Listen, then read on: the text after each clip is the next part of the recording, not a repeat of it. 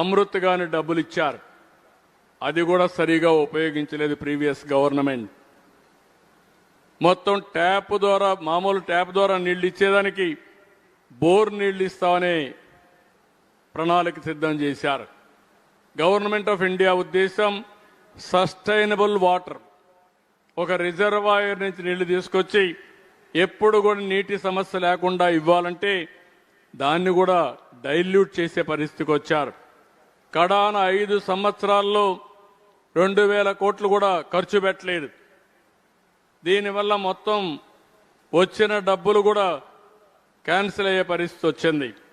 మొన్నే నేను deputy CM గారు వెళ్ళి గట్టిగా రిక్వెస్ట్ చేస్తే ఎక్స్టెన్షన్ ఇచ్చారు 2 ఏళ్లు. ఆ 2 ఏళ్లలో మనం పూర్తి చేయాలి. అంటే ఎన్ని ఇబ్బందులు కలిగించాలనో, ఒక నాన్ పర్ఫార్మెన్స్ వల్ల ప్రజలకు ఎన్ని ఇబ్బందులు వస్తాయో అన్ని ఇబ్బందులు వచ్చాయి. ఇంకో పక్క శానిటేషన్ ఫెసిలిటీస్ అన్ని పూర్తి చేస్తాం, టాయిలెట్ ఇవన్నీ ఇస్తాం, ఇంటింటికి డిజిటల్ కనెక్టివిటీ ఇస్తాం, ఎల్పిజి అందరి ఇళ్ళకి ఇస్తాం, ఇంకో పక్క ఎలక్ట్రిసిటీ, సోలార్ రూఫ్, ఈ 2 కూడా ఇచ్చి కుటుంబానికి ఏం కావాలో చేసి అక్కడి నుంచి అన్ని గ్రామాలకు road connectivity, street lighting, social infrastructure, ఆ ఊర్లో హాస్పిటల్ కానీ కమ్యూనిటీ హాల్స్ కానీ ఇవన్నీ చేయడం, డ్రైనేజ్, అండర్ గ్రౌండ్ డ్రైనేజ్ తయారు చేయడం, వేస్ట్ టు వెల్త్ కాన్సెప్ట్ కూడా లాజికల్గా తీసుకుపోవడం కోసం, ఇక్కడ సమాజం కోసం, రాష్ట్రం కోసం, ఇది ఫ్యామిలీ కోసం, ఇది గ్రామం కోసం ఏం చేయాలో పెట్టాం.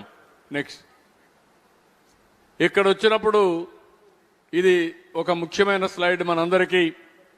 భవిష్యత్తులో చాలా దేశాలు ఇప్పుడే ఎక్స్పీరియన్స్ అయినాయి. జనాభా తగ్గిపోతా ఉంది, ఏజింగ్ ప్రాబ్లం పెరుగుతూ ఉంది, దానివల్ల ఎకానమీ కూడా అస్తవ్యస్తం అవుతున్నాయి.